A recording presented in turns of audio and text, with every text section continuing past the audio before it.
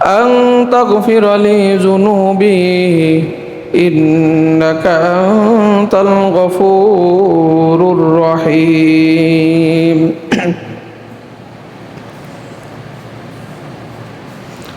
আলহামদুলিল্লাহ, সমস্ত প্রশংসা আল্লাহ সুবহানাহু ওয়া তাআলার জন্য, যিনি আমাদেরকে শাওয়াল মাসের দ্বিতীয় জুমা 14ই শাওয়ালে আল্লাহ রাব্বুল আলামিন গত জুমার ন্যায় আবার আমাদের উপস্থিত করে দিলেন। আমরা সে মহান রবের দরবারে উঁচু কণ্ঠে শুকরিয়া আদায় করি। আলহামদুলিল্লাহ। রব্বানা লাকাল হামদ হামদান কাসীরান তাইয়িবান মুবারাকান ফি ইয়া রব লাকাল হামদ কামা ইয়ানবাগি লিজালালি ওয়াজহিকা ওয়া লিআযীমি সুলতানিক। সম্মানিত ভাইরা আমার, শাওয়াল মাস, রমজান শেষ হলো। শাওয়াল মাস আজকে 14ই শাওয়াল। যারা পারতেছি, যারা চেষ্টা করছি শাওয়ালের রোজাগুলো রাখার, আল্লাহ রাব্বুল আলামিন প্রত্যেকের এই শাওয়ালের রোজা কবুল করে নেন। আমরা যারা রোজা রাখতেছি, সারা বছর রোজা রাখার সওয়াব রব্বুল আলামিন দান করেন। এজন্য চেষ্টা করা, যারা রাখেন না এখনও সুযোগ আছে। এই শাওয়াল মাসের আর 15 দিন অথবা 16 দিন সময় আছে। যদি কেউ পারি এই রমজানের 30টা রোজার পাশাপাশি এই শাওয়াল মাসের 6টা রোজা আমরা রাখব। আমরা আজকে ইসলামের গুরুত্বপূর্ণ একটা বিষয় নিয়ে আলোচনা করব, দ্বীনে ইলমের, দ্বীনে শিক্ষার গুরুত্ব। দ্বীনে শিক্ষার গুরুত্ব নিয়ে আজকে আমরা কোরআন এবং হাদিস থেকে গুরুত্বপূর্ণ কিছু আলোচনা শুনব। এই শাওয়াল মাস আসলেই এক শ্রেণীর শিক্ষার্থীরা, এক শ্রেণীর মানুষেরা, অভিভাবকেরা তার সন্তানদেরকে দ্বীনে ইলম শিক্ষা করার জন্য বিভিন্ন মাদ্রাসায় ভর্তি করাই দেয় এই শাওয়াল মাসে, রমজানের পরেই। কোন উদ্দেশ্যে, কোন আশা নিয়ে তারা এই কাজগুলো করে আর এর গুরুত্বটা কি, আজকে আমরা সেইগুলো সরাসরি কোরআন এবং হাদিস থেকে শুনব।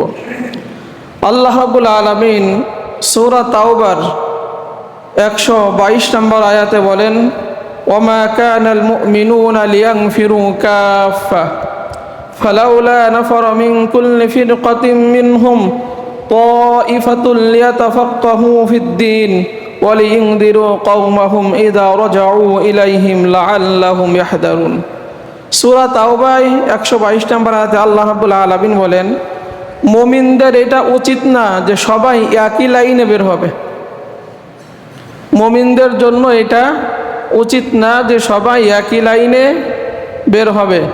তোমাদের পক্ষ থেকে একটি দল কেন বের হয় না, যারা দ্বীনের গভীর জ্ঞান শিখবে, দ্বীনের গভীর জ্ঞান অর্জন করে তারা তার জাতির কাছে, তার সমাজের কাছে, রাষ্ট্রের কাছে ফিরে এসে জাতিদেরকে সতর্ক করবে, তার পরিবারকে সতর্ক করবে, সমাজের লোকদেরকে সতর্ক করবে, যাতে তারা গুনাহ থেকে বাঁচতে পারে, যাতে তারা আল্লাহকে চিনতে পারে, যাতে তারা আখিরাতের বিষয়গুলো জানতে পারে।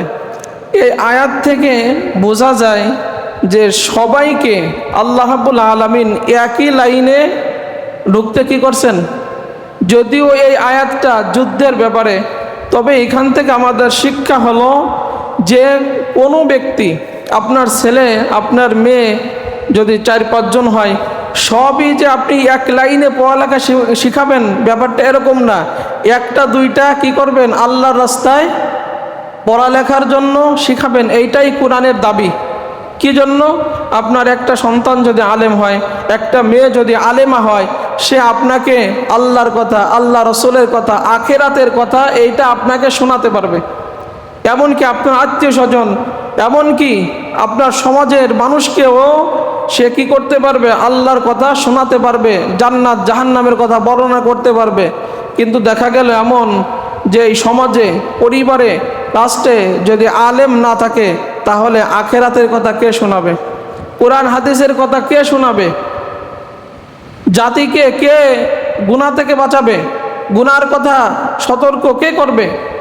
এই জন্য সবাইকে এক লাইনে না দেওয়ার নির্দেশনা কোরআনের, যে ওইখান থেকে কিছু কিছু লোককে দ্বীনের রাস্তায় দিতে হবে, আল্লাহর রাস্তায় দিতে হবে, কোরআনের জ্ঞানে তাকে জ্ঞানী করতে হবে, কোরআনের শিক্ষা তাদের দিতে হবে।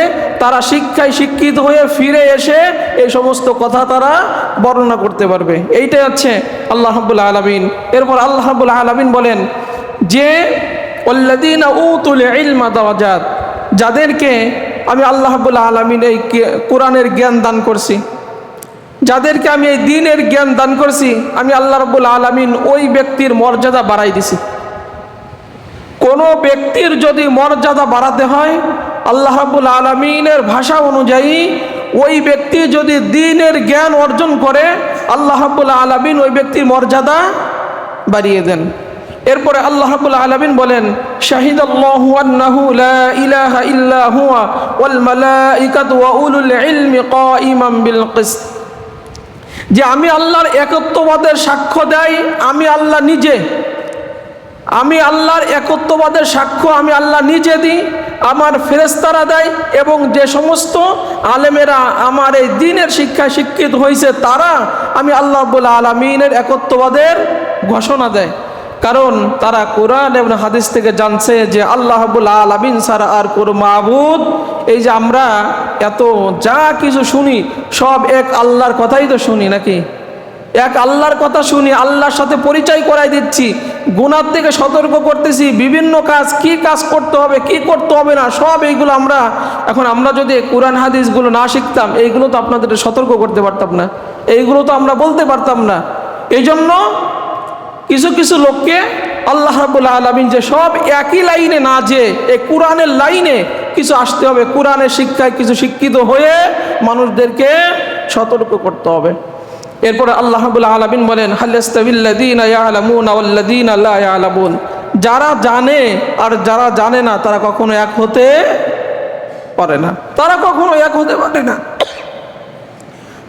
এই জন্য আল্লাহ রাব্বুল আলামিনের পক্ষ থেকে ঘোষণা হলো যে তোমরা এই দ্বীনের গভীর জ্ঞান কিছু মানুষ অংশগ্রহণ করে জাতিদেরকে সতর্ক করবে।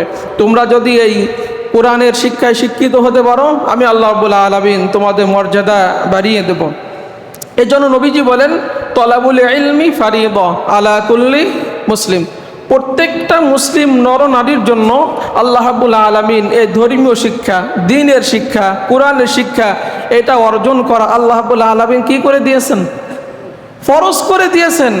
এটা ফরজ, নামাজ রোজার মতো এটা ফরজ, এটা আপনার শিখতে হবে, এটা আপনার জানতে হবে, এটা আপনার মানতে হবে, এটা আপনার আমল করতে হবে।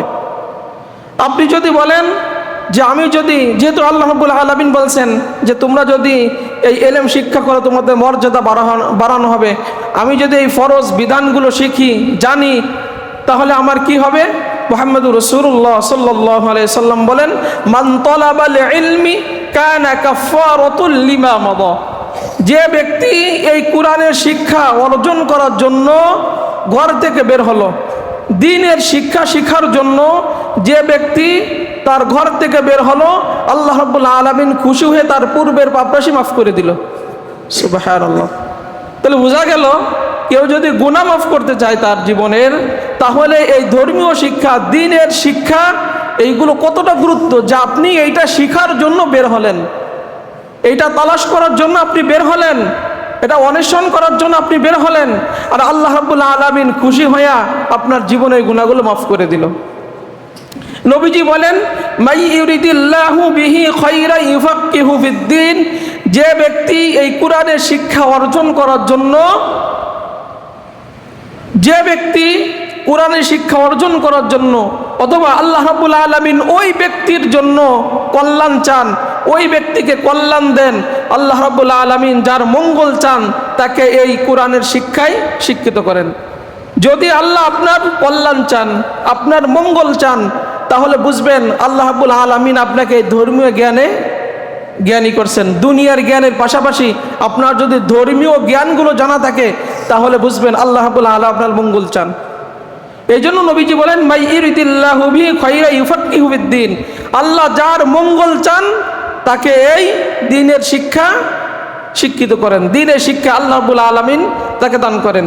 অন্য হাদিসে নবীজি মুহাম্মদ রাসূলুল্লাহ সাল্লাল্লাহু আলাইহি ওয়াসাল্লাম বলেন যে ব্যক্তি এই ধর্মীয় শিক্ষার জন্য কোনো একটা পথ অবলম্বন করে, কোনো একটা পথ, কোনো একটা পন্থা এইটা শিখার জন্য বের করে, আল্লাহ রাব্বুল আলামিন ওই ব্যক্তির জন্য জান্নাতের রাস্তা সহজ করে দেন।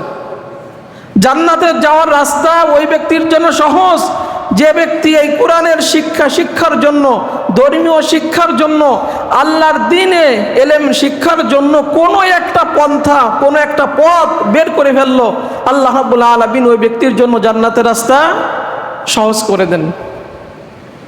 এই জন্য মুহাম্মদুর রাসূলুল্লাহ সাল্লাল্লাহু আলাইহি ওয়াসাল্লাম বলতেন যে মান খরাজা ফি তালিবিল ইলমি ফাহুয়া ফি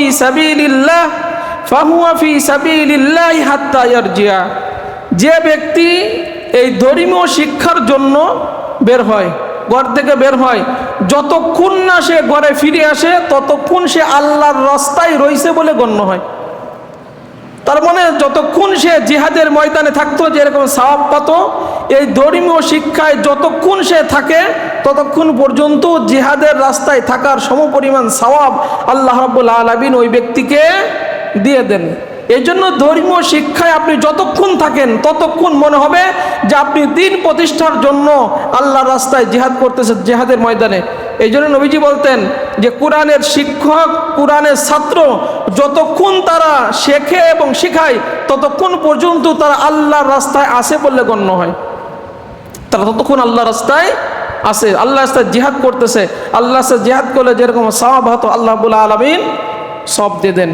এই জন্য নবীজি আমাদের বলতেন, মুহাম্মদুর রাসূলুল্লাহ সাল্লাল্লাহু আলাইহি ওয়াসাল্লাম, উম্মাকে জানিস উম্মা, এই দুনিয়ার সব কিছু অভিশপ্ত, দুনিয়ার সব অভিশপ্ত, শুধু কোরআনের শিক্ষক, কোরআনের ছাত্র অভিশপ্ত নয়। এই দুনিয়ার সব অভিশপ্ত, কোরআনের শিক্ষক, কোরআনের ছাত্র, দ্বীনে এলেমের শিক্ষক, ছাত্র, এরা কখনো অভিশপ্ত? দুনিয়ার সব অভিশপ্ত। এজন্য আমাদের উচিত ধর্মীয় জ্ঞানগুলা আমাদের অর্জন করা, এটা আল্লাহ রাব্বুল আলামিন ফরজ করে দিয়েছেন। এই জন্য নবীজি মুহাম্মদুর রাসূলুল্লাহ সাল্লাল্লাহু আলাইহি ওয়াসাল্লাম বলেন কুন আলিমান আও মুতাআল্লিমান আও মুস্তামিয়ান আও মুহাব্বান ফালা তাকুন খামিসান ফাতুহলিক। যদি তুমি পারো, সম্ভব হয়, আলেম হও। যদি তোমার পক্ষে সম্ভব হয় তুমি আলেম হও, যদি সম্ভব না হয় শিক্ষার্থী হও, শিখার চেষ্টা করো, তুমি এটা শিখবা। আর যদি তাও সম্ভব না হয় আলেমদের কথাগুলো মনোযোগ দিয়ে শ্রবণ করে সেই অনুযায়ী তোমার জীবন তুমি সাজাও, তোমার জীবন তুমি আমল করো। যদি তাও সম্ভব না হয় তাহলে আলেমদেরকে মোহাব্বত করো, যারা এই কোরআনের শিক্ষায় শিক্ষিত, কোরআনের শিক্ষক ছাত্র, তাদেরকে ভালোবাসো। ফালা তাকুন খামিসান ফাতুহলিক, পঞ্চমটা হইও না, তাদের সাথে বিদ্বেষ পোষণ করো না, শত্রুতা করো না, ধ্বংস হয়ে যাবা। যদি আপনার পক্ষে সম্ভব হয় আপনি আলেম হন, কোরআনের শিক্ষায় শিক্ষিত হন, না হয় আপনি শিখার চেষ্টা করেন, শিক্ষার্থী হন। এই যে আমি প্রায় আপনাদের বলি যে সকালবেলা ফজরের পরে কোনো ব্যক্তি যদি কোরআনের একটা আয়াত শিখার চেষ্টা করে, একটা আয়াত জানার চেষ্টা করে, একটা অধ্যায় মাসালার জানার চেষ্টা করে, আল্লাহ রাব্বুল আলামিন 1000 রাকাত নফল নামাজের সব দিয়ে দেন। একটা আয়াত শিখতে কত সময় লাগে? তাহলে কিয়ামতের ময়দানে আল্লাহ রাব্বুল আলামিন দেখবেন আপনার আমল নামায় শুধু নফল নামাজ, ফরজের ঘাটতি তো আল্লাহ নফল দিয়ে পূরণ করবেন। আপনি বলবেন যে আল্লাহ রাব্বুল আলামিন, আমি তো এত নফল নামাজ আমার জীবনে পড়ি নাই, আজকে এই দুঃসময়ে আমার এত নফল নামাজ কোত্থেকে আসলো? আল্লাহ রাব্বুল আলামিন বলবেন, আমার হাবিব মুহাম্মদুর রাসূলুল্লাহ সাল্লাল্লাহু আলাইহি সাল্লাম জানিয়ে দিয়েছিল যে দৈনিক সকালবেলা কোরআনের একটা আয়াত যদি তুমি শিখার চেষ্টা করতা, আল্লাহ রাব্বুল আলামিন 1000 রাকাত নফল নামাজের সব তোমার আমল নামায় দিয়ে দিত। আমরা তো ফজরের নামাজই পড়ি না, আয়াত শিখবো কেমনে? ফজরের নামাজই তো আমরা পড়তে পারি না, অথচ আমরা খুব মনের সুখে আরামে ঘুমিয়ে আসি যে আমার এই দুনিয়ার জীবনই মনে আমার আসল, দুনিয়ার জীবনই আসল। আল্লাহর কাজের কথা, দ্বীনে এলেম শিক্ষার কথা, দোয়া দুরূদ শিক্ষার কথা যখনই আমরা মানুষদেরকে বলি, শিখার চেষ্টা করি, একত্রিত করি, সংখ্যা দিন দিন কমতে থাকে, দিন দিন কমতে থাকে, আস্তে আস্তে পলাইতে থাকে, পালাইতে পালাইতে 2-3 জন শিখার লোক পাই আমরা। তার কাছে এইটা খুব বোঝা মনে হচ্ছে, ভারী মনে হচ্ছে, চিন্তা করছে এটার মধ্যে কোনো কল্যাণ নাই। সে কল্যাণের কথাই আজকে আলোচনা করতেছি। আর এই শাওয়াল মাস আসলেই এক শ্রেণীর মানুষেরা দেখবেন, ছাত্ররা, অভিভাবকরা সন্তানদেরকে দিন শিখার জন্য বিভিন্ন মাদ্রাসায় শাওয়াল মাসেই ভর্তি শুরু করে দিছে। কোন আশায়, সেইটাই আজকে আমরা আলোচনা শোনাবো। আমরা গুরুত্বটাই বুঝতেছি না। এজন্য মুহাম্মদুর রাসূলুল্লাহ সাল্লাল্লাহু আলাইহি সাল্লামের পক্ষ থেকে বাণী হলো, যদি সম্ভব হয় আলেম হয়ে যান, যদি সম্ভব না হয় শিক্ষার্থী হন, শিখতে থাকেন, মরা পর্যন্ত শিখতে থাকেন। তাও যদি সম্ভব না হয়, আমার দ্বারা সম্ভব না, আলেমদের কথা শুনে শুনে আপনার জীবনগুলো আপনি আমলের পরিবর্তন করেন। যদি তাও সম্ভব না হয়, অন্তত ভালোবাসেন, মোহাব্বত করেন, শত্রুতা পোষণ করেন না, হিংসা বিদ্বেষ পোষণ করেন না, ফালা তাকুনু খামিসান, আপনি ধ্বংস হয়ে যাবেন, ধ্বংস হয়ে যাবেন। এজন্য মুহাম্মদুর রাসূলুল্লাহ সাল্লাল্লাহু আলাইহি সাল্লাম এই যারা দ্বীনের শিক্ষায় শিক্ষিত হয় তাদের ব্যাপারে বলছেন যে একজন দ্বীনের জ্ঞান যার মধ্যে আছে, কোরআনের জ্ঞান যার মধ্যে আছে, যে আলেম হয়, ওই ব্যক্তি যদি মারা যায়, আল্লাহ রাব্বুল আলামিনের পক্ষ থেকে ঘোষণা হয়, জমিনকে ঘোষণা দেওয়া হয়, মাটিকে ঘোষণা দেওয়া হয়, হে জমিন খবরদার, আমার এই বান্দাকে তুমি ভক্ষণ করবে না, আমার এই বান্দাকে তুমি খাবে না। জমিন আল্লাহকে বলে, আল্লাহ আপনার এই বান্দাকে আমি কেমনে খাইতাম, কেমনে ভক্ষণ করতাম, তার সিনার মধ্যে তো আপনার পবিত্র কালাম আছে। একজন মানুষ যখন মারা যায়, একজন মানুষ যখন মারা যায়, কিছুদিন পরেই তার শরীরগুলা পচে যায়, গলে যায়, নষ্ট হয়ে যায়। আল্লাহর পক্ষ থেকে এই কোরআনের আলেমদেরকে, কোরআনের জ্ঞানী যারা হচ্ছে, তাদের ব্যাপারে আল্লাহর পক্ষ থেকে ঘোষণা হলো, জমিন আমার এই বান্দাকে ভক্ষণ করবা না। জমিনের পক্ষ থেকে ঘোষণা আসে, আল্লাহ আপনার বান্দাকে আমি কেমনে খাইতাম, যে আপনার বান্দার সিনার মধ্যে আপনার পবিত্র কালাম ঢুকানো, আমি কেমনে খাইতাম।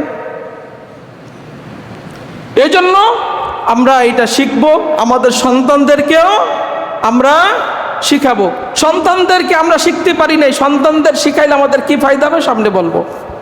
তাহলে আমরা হাদিস থেকে 4টা জিনিস পাইলাম। যদি আমার সম্ভব হয় আগের হাদিস থেকে আমি আলেম হব, যদি সম্ভব না হয় শিক্ষার্থী হব, না হলে আমলের কথাগুলো শুনে শুনে আমি আমলগুলো সাজাবো, নইলে আমি তাদেরকে মোহাব্বত করব, ভালোবাসবো। ওই ভালোবাসার খাতিরে আল্লাহ রাব্বুল আলামিন কিয়ামতের দিন কি করবেন? মাফ করে দিবেন। নবীজি বলতেন, লাইসা মিন উম্মতি, তারা আমার উম্মাহ না, ওই বাগদারা আমার উম্মত না। মাল্লাম ইউজিল্লাল কাবীরানা লাইসা মিন উম্মতি, যে ওই আমার উম্মত না, যে বড়দেরকে সম্মান করে না। ওয়ারহাম সগীরানা, যে ছোটদেরকে স্নেহ করে না। ওয়ারিফ লিআলিমিনা হাক্কাহু, যে আলেমদের হক, আলেমদের সম্মান দিতে বোঝে না। নবীজি বলেন ওই ব্যক্তি আমার উম্মাহ না।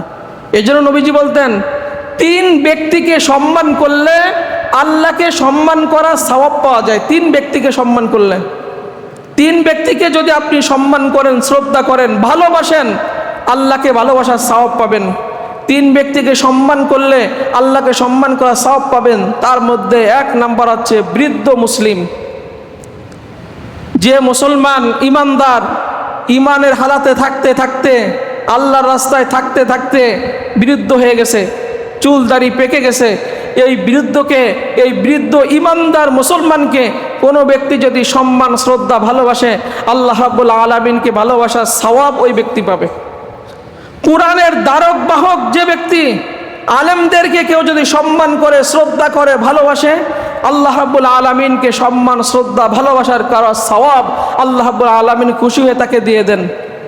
কোনো ব্যক্তি যদি ন্যায়পরায়ণ বাদশাকে, রাজাকে, যারা ন্যায় নিষ্ঠবান বাদশা, ওই বাদশাকে, ওই রাজাকে সম্মান করে, আল্লাহ রাব্বুল আলামিনকে সম্মান করার সওয়াব আল্লাহ রাব্বুল আলামিন খুশি হয়ে দিয়ে দেন। এজন্য এই দ্বীনে ইলমের গুরুত্বের কথা আমরা বলতেছিলাম। আপনি বলবেন যে আমি তো আলেম হতে পারি নাই, আমি আলেম হতে পারি নাই, আমার এখন আশা আমার একটা সন্তানকে আমি আলেম বানাবো, হাফেজ বানাবো, আমার কি কল্যাণ হবে, আমার কি লাভ হবে। যেহেতু আল্লাহ রাব্বুল আলামিন বলেন ওমা কানাল মুমিনুনা লিয়ানফিরু কাফা, মুমিনদের উচিত না যে সব এক লাইনে বের হবে, ওইখান থেকে একটা দল কিছু সংখ্যক লোক ধর্মীয় জ্ঞান তারা অর্জন করবে, জ্ঞানে জ্ঞানী হয়ে সমাজের কাছে আসবে, পরিবারের কাছে আসবে, তারা আল্লাহর পরিচয় তাদেরকে দেবে, গুনার কথা বলবে, গুনার থেকে সতর্ক করবে, আখিরাতের কথা তাদেরকে শোনাবে। আমি শুরুতে বলছিলাম যে আপনার সন্তান যদি 4টা হয়, সবগুলো একই লাইনে না দিয়ে একটাকে আল্লাহ রাস্তায় দিবেন, ওই একটার দ্বারা আপনার কি হবে, আপনি আখিরাত সম্পর্কে জানতে পারবেন, আল্লাহ সম্পর্কে জানতে পারবেন, গুনাহ থেকে বাঁচতে পারবেন, বিভিন্ন জিনিস থেকে আপনি এইটা বেঁচে থাকতে পারবেন। এমনকি আপনি মারা গেলে আপনার জানাজার নামাজের ইমামতিও সে, এটা আল্লাহর বাণী যে সব এক রাস্তায় দিবা না, একটা অন্তত এইখানে তুমি দিবা, এটা তোমার জীবনের কল্যাণ, এটা তোমার জীবনের কল্যাণ বয়ে আনবে। নবীজি বলেন ইদা মাতাল ইনসান ইনকাতা আনহু আমালুহু ইল্লা মিন সালাসা ইল্লা মিন সাদাকাতিন জারিয়া আও ইলমিন ইনতাফাউ বিহি আও ওয়ালাদিন সালিহিন ইয়াদউ লাহু। একজন মানুষ যখন মারা যায় তখন তার সমস্ত আমলে সব দরজা বন্ধ হয়ে যায়, 3টা শুধু জারি থাকে, তার মধ্যে একটা সদকায়ে জারিয়া, যেটা আপনি সদকায়ে জারিয়া করে গেছেন ওইটা যতদিন চালু থাকবে ততদিন পর্যন্ত আল্লাহ রাব্বুল আলামিন আপনার আমলনামায় সওয়াব আসতেই থাকবে, কবরে থাকলেও আসতে থাকবে। 2 নাম্বার উপকারী এলেম, উপকারী জ্ঞান, যে জ্ঞান আপনি মানুষকে দিয়েছেন, বিতরণ করছেন, ওইটা তার জীবনে কল্যাণ নিয়ে আসছে, অসৎ কাজে লাগায় নাই, সৎ কাজে লাগাইছে। এই সৎ জ্ঞানগুলো, উপকারী জ্ঞানগুলো আপনি যদি মানুষকে বিতরণ করেন, মানুষকে শিখান, ও যতদিন পর্যন্ত ওই জ্ঞানের পরিধি বিস্তার করবে, জ্ঞানের কথা মানুষকে শিখাবে, যতদিন মানুষ শিখবে তার একটা সমপরিমাণ সওয়াব আপনার আমলনামায় আসতে থাকবে। 3 নাম্বার হচ্ছে আপনার এই নেককার সন্তান, যাকে আপনি হাফেজ বানাইলেন, আলেম বানাইলেন, দ্বীনের কথাগুলো শিখালেন, ধর্মীয় শিক্ষা তাদেরকে আপনি দিলেন, ও যতদিন শিখবে, ও যদি ওইখানে বসে বসে কোরআন তেলাওয়াত করে, ওই কোরআন তেলাওয়াতের সমপরিমাণ সওয়াব আপনি কবরে থাকলেও পাইতে থাকবেন, পাইতে থাকবেন। ও যত নামাজ পড়বে, নামাজের সবগুলো আপনি পাইতে থাকবেন। ও যত নেক আমল করবে, এমনকি আপনার ওই নেক সন্তান আপনি মারা গেলে দোয়া করতে কি ভুলবে? দোয়া করতে ভুলবে না। ও আপনার কবরের পাশে দাঁড়াইয়া রব্বির হামহুমা কামা রব্বায়ানি সাগীরা বলে যখন দোয়া করবে, আল্লাহ বলবেন যা, তোর এই সন্তানের কারণে তোর কবর আযাবগুলো মাফ করে দিলাম। হাদিসে কুদসির মধ্যে আসছে, তখন ওই পিতামাতা আল্লাহর কাছে বলবে, আল্লাহ আমার তো আযাব হচ্ছিল কবরে, আপনি আমার আযাব কেন মাফ করে দিলেন? আল্লাহ রাব্বুল আলামিন বলবেন, দুনিয়ায় তোমার একজন নেককার সন্তান, একজন আলেম, একজন হাফেজ কবরের পাশে এসে যখন দাঁড়াইলো, আমার শিখানো দোয়া রব্বির হামহুমা কামা বলল, আমি রব্বুল আলামিন কেমনে তোমাকে আযাব দিতে পারি, কেমনে আযাব দিতে পারি? তার এই দোয়ার বরকতে, তার এই সম্মানে আমি আল্লাহ রাব্বুল আলামিন তোমার কবর আযাব মাফ করে দিলাম, জান্নাতে তোমার মর্যাদা বাড়াতে থাকলাম, বাড়াতে থাকলাম। আপনি যদি মারা যান, আপনার সন্তানেরা আপনার জানাজার ইমামতিও যদি করে, অনেক সন্তান এমন আছে যে ঠিকমতো নামাজ আদায় করে না, ঠিকমতো পেশাব পায়খানা থেকে পবিত্র হয় না, ঠিকমতো ওযু গোসল জানে না, সে তার পিতার জানাজায় দাঁড়ায় গেছে, পিতার জানাজায় দাঁড়ায় গেছে। আরে ওই সন্তানের কারণে তো তোর আযাব, তোর যদি কবরে নাজাতও পাইতি, তোর ওই সন্তানের কারণে তুই তো কবরে আযাব হবে। কারণ তোর সন্তানদের এতটুকুন তুমি শিখাইতে পারো নাই, কেমনে ওযু করতে হয়, কেমনে নামাজ পড়তে হয়, কেমনে জানাজার নামাজগুলো পড়তে হয়, কেমনে পিতামাতার জন্য দোয়া করতে হয়, এইটা তো তুমি শিখাই যাইতে পারো নাই। এইটা তুমি কেমনে আশা করো যে তোমার ওই সন্তান তুমি মারা গেলে তোমার জানাজায় বসে দোয়া করবে, জানাজার নামাজের দ্বারাই দোয়া করবে, তোমার কবরের পাশে যে দোয়া করবে, এটা তো তুমি শিখাই যাও নাই। আপনি এটা কেমনে আশা করেন আপনার সন্তানের কাছ থেকে? আপনি যদি এইগুলো শিখাই যেতে পারেন, তাহলে আপনি বুক বেঁধে থাকেন আশায় যে আমার সন্তান আমি যা ধর্মীয় জ্ঞানগুলো কোরআন হাদিস যা আমি শিখাই গিয়েছি, আমি মারা যাওয়ার পরে অন্তত সে আমার জানাজার ইমামতি করতে পারবে, সক্ষমতা আছে। সে আমার কাছে সহি শুদ্ধভাবে দোয়া করতে পারবে। জুমার নামাজ শেষ করে আমার কবরের পাশে দাঁড়াইয়া রব্বির হামহুমা কামা বলতে পারবে। আমি এটা দুনিয়ার থেকে তাকে শিখাই আসছি। আমার অর্থ, আমার সময়, শ্রম সব কিছু দিয়ে আমার সন্তানকে আমি এই ধর্মীয় জ্ঞানগুলো শিখাই আসছি। অতএব আমি আশা রাখতে পারি আমার জন্য আমি ভালো কাজ না করলেও আমি আশা রাখি আমার এই সন্তানের কারণে আল্লাহ রাব্বুল আলামিন আমাকে মাফ করে দেবে। কিন্তু যারা এরকম করেন নাই, কোন আশায় আপনি বুক বাঁধিয়ে আছেন যে আপনার সন্তানের কারণে আপনি নাজাত পাবেন? কারণ আপনার সন্তানকে তো আপনি সেইটা ধর্মীয় জ্ঞান দিতে পারেন নাই, ছেলেকেও দিতে পারেন নাই, মেয়েকেও। এই যে অনেক বাচ্চারা স্কুলে যাচ্ছে, কলেজে যাচ্ছে, ইউনিভার্সিটিতে যাচ্ছে, যাক আমাদের কোনো আপত্তি না, কিন্তু কোরআন পড়তে পারে না। বড় হয়ে গেছে, কোরআন পড়তে পারে না। নামাজ, দোয়া কালাম ঠিক মতো তারা জানে না। অজু ঠিক মতো তারা এখনো শিখতে পারে নাই। সব সেখানে পড়ালেখা করুক, কোনো আপত্তি না, কিন্তু আপনি তো অন্তত এতটুকু তাকে শিখাবেন যে কেমনে কোরআন পড়তে হয়, নামাজ পড়তে হয়, অজু করতে হয়, ইসলামের যে সমস্ত আনুষঙ্গিক জিনিসগুলো লাগে সেইগুলো তো অন্তত তাকে আপনি শিখাবেন। অন্তত এতটুকু তাকে শিখান। এই যে আমাদের যুবকেরা, আমাদের ছেলেরা যে টাকনুর নিচে প্যান্ট পরে, আমরা তো পরি, অথচ আমাদের সন্তান কি করে? আমাদের অনুসরণ করে। আমরা যা করি, সারা রাত আমরা তাস খেলি, সারা রাত ক্যারাম বোর্ড খেলি, সারা রাত গান বাজনার সাথে আমরা আসক্ত। এই সমাজে ঈদের পরে গান বাজনা কম হয়েছে সমাজে, হ্যাঁ? তাদের বাজনার ঠেলে আমরা ঘুমাইতে পারি না। আজাব গজব সন্তান টানিয়ে নিয়ে আসতেছে আমাদের জন্য, অথচ ওটা আপনার সন্তান, ওইটা আপনার ছেলে, আপনার মেয়ে। এই ঈদের সময় ডানা কাটা পরি হয়ে মধুগ্রামে যায় নাই, গেছে, অথচ ওই সন্তানের দ্বারা আপনি কেমনে আপনি জান্নাত আশা করেন? কেমনে আপনি তার মধ্যে যদি ধর্মীয় জ্ঞানগুলো থাকতো, আখিরাতের ভয় থাকতো, কবরের ভয় আপনার মধ্যেও থাকতো, আপনার সন্তানের মধ্যে থাকতো, সে কখনো এই অসৎ পথে যেতে পারতো না। এই জন্য এইগুলো আপনি কবরে যাওয়ার আগে তাকে আপনার শিখাতে হবে এইগুলা, তাহলে আপনি আখিরাতে নাজাত পেতে পারেন। এই জন্য মুহাম্মদুর রাসূলুল্লাহ সাল্লাল্লাহু আলাইহি সাল্লামের পক্ষ থেকে ঘোষণা হলো যে তুমি যদি চাও আমি কবরে নাজাত পাবো, আমার সন্তান আদি এত কষ্ট করে আমি মানুষ করলাম, টাকা পয়সা খরচ করে ছোট্ট কাল থেকে আমি নাজাত পাইলাম, ওই সন্তানের কারণে আমি আখিরাতে নাজাত পেতে চাই, ওই সন্তানের কারণে আমি আখিরাতে মুক্তি পেতে চাই, জাহান্নাম থেকে আমি বাঁচতে চাই আমার সন্তানের কারণে। সন্তান হয় আপনার জান্নাতের কারণ হবে, নয় জাহান্নামের কারণ হবে। এবার আপনি হিসাব করেন, আপনার সন্তানকে আপনি জান্নাতের কারণ বানাবেন না জাহান্নামের কারণ বানাবেন? আপনার এটা হিসাব নিতে হবে।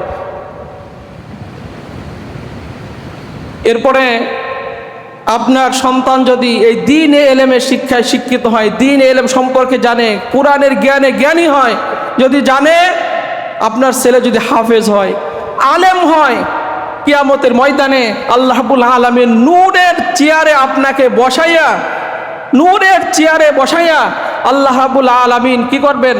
নূরের মুকুট আল্লাহ রাব্বুল আলামিন নিজ হাতে আপনাকে পরাই দিবেন।